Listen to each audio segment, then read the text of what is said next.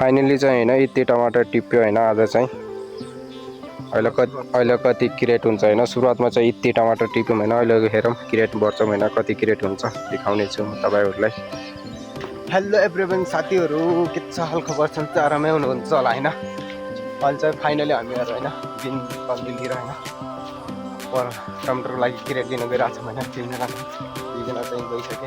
आजको मौसमको कुरा गर्ने हो भने पानी परिरहेको छ हैन आज चाहिँ हेर्न सक्नुहुन्छ पुरा साउनको महिना लागिसक्यो के हेर्न सक्नुहुन्छ भारी इ दुई त चाहिँ यहाँ तयार हुन्छन् हैन।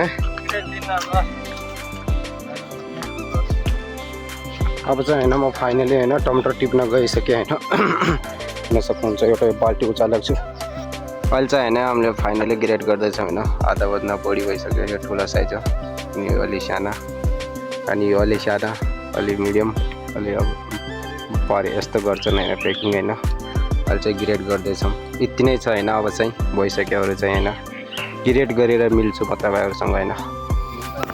पहिला तोडानमा 5 ग्रेड निक्ल्यो हैन बहुतको तोडानमा के हुन्छ त्यो त पछि थाहा लाग्छ हैन देखाउने छु म तपाईहरुलाई। अहिले चाहिँ 4-5 ग्रेड भयो हैन। अब म यसको उपर गत्ता बान्छु हैन गत्ता बाँधेर मिल्ने छु म तपाईहरुलाई।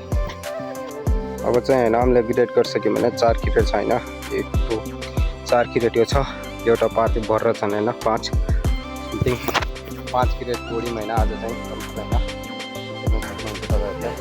अघि नै मैले भन्ने हैन तपाईहरुलाई किनभने ब्लग एन्ड गर्न आएको छु हैन। अहिले चाहिँ म अघि चाहिँ पानी पर्यो हैन त्यही भएर ब्लग सुट गर्न पाइन फोनमा नि ब्याट्री थिएन त्यही भएर अहिले चाहिँ एन्ड गर्न आएको हैन थोरै चार्ज गरेर अहिलेलाई बाइ बाइ।